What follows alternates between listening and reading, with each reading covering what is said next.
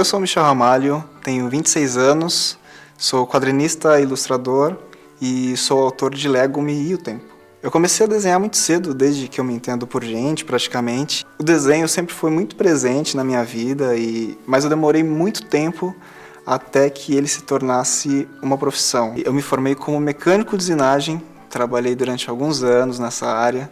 Depois eu fui trabalhar como designer em agência de publicidade, depois em jornal, trabalhei em alguns jornais fazendo diagramação e foi aí que o desenho começou a ficar um pouquinho mais presente quando eu comecei a fazer tiras para esses jornais. Eu também tinha uma banda e tocava em orquestra também e como eu queria desenhar eu tinha que optar por uma coisa ou por todas as outras e o desenho acabou batendo muito mais forte.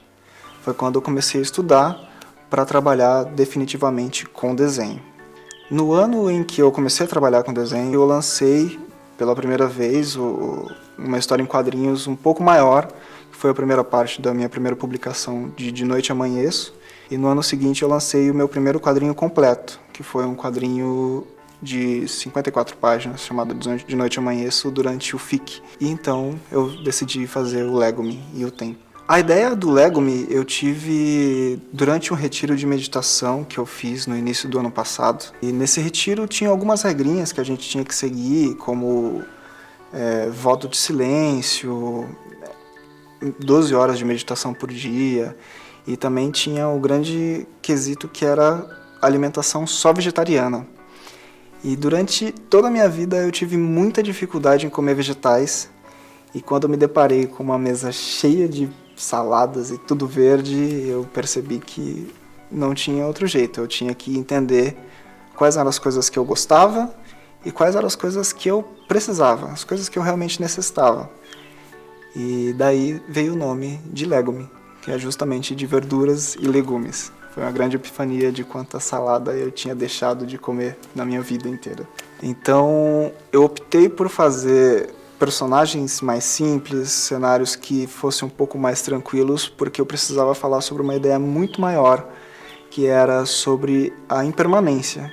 As grandes ideias de que a gente tem do mundo, as perspectivas do apego que a gente tem nas coisas, o apego que a gente tem às pessoas, aos lugares, e a forma como a gente muitas vezes deixa tantas coisas para trás e sente tanta dificuldade de deixar elas irem realmente. O livro conta a história do Lego-me, que é um personagem que é um mensageiro, que vive num mundo fantástico onde tudo parece ser possível, né? Tudo muito maravilhoso, tudo muito incrível.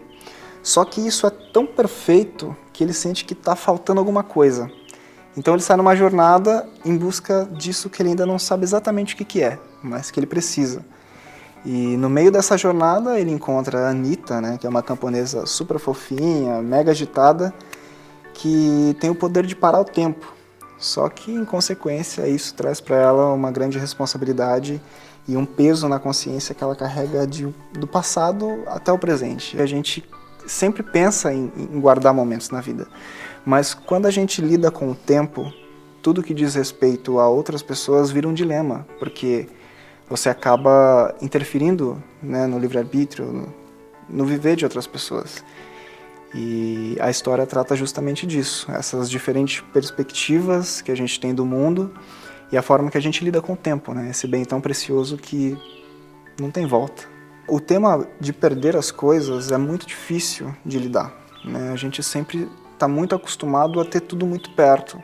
Através do Lego-me eu vi uma oportunidade de poder falar sobre esse desapego, poder falar sobre essas coisas que simplesmente vão entrar e sair das nossas vidas. A produção do Lego-me foi um tanto quanto importante justamente pela ideia do desapego.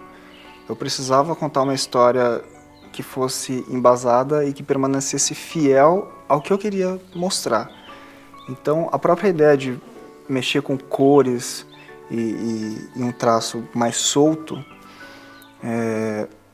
foi uma etapa em que eu mesmo tive que desapegar de um monte de coisa. E conforme eu escrevia o roteiro, ia fazendo os estudos, os esboços, até mesmo finalizando algumas páginas, a ideia do desapego, a ideia da impermanência, ela ia se cravando cada vez mais fundo em mim, né? E até mesmo o retorno disso foi muito importante, né? Depois dessa ideia toda feita, do livro feito, O retorno que eu tive de algumas pessoas foi muito, muito importante, porque eu consegui entender o quanto ele tinha ido longe, mais longe do que eu imaginei que ele iria.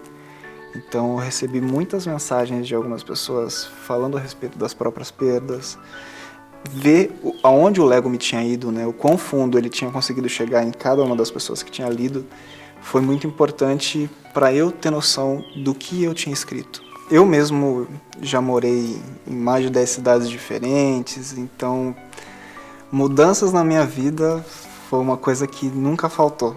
E essas mudanças são sempre muito difíceis, realmente, né? É sempre muito difícil você deixar amigos para trás, deixar lugares que você está acostumado a ir todos os dias. Toda vez que você deixa alguma coisa para trás, você está abrindo a sua vida para uma coisa nova que está vindo pela frente.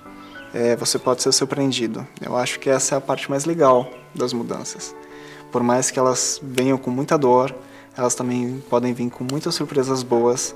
E é nesse ponto em que eu acho que o Lego me acaba conversando de forma mais direta com a pessoa que está lendo ele. Porque, afinal de contas, uma perda de um familiar, né? Todas essas mudanças, como são temas muito difíceis de falar, ter um material que possa mostrar isso de uma forma um pouco mais leve, né, através de ilustrações, através de um diálogo que muitas vezes é tão difícil de ter, por se tratar de um assunto muito, muito sério, você pegar um livro e poder assimilar aquilo, muitas vezes até sozinho, é um momento muito importante. Eu acho que o Lego é um amigo em que pode falar sobre isso de uma forma um pouco menos trágica e mais divertida.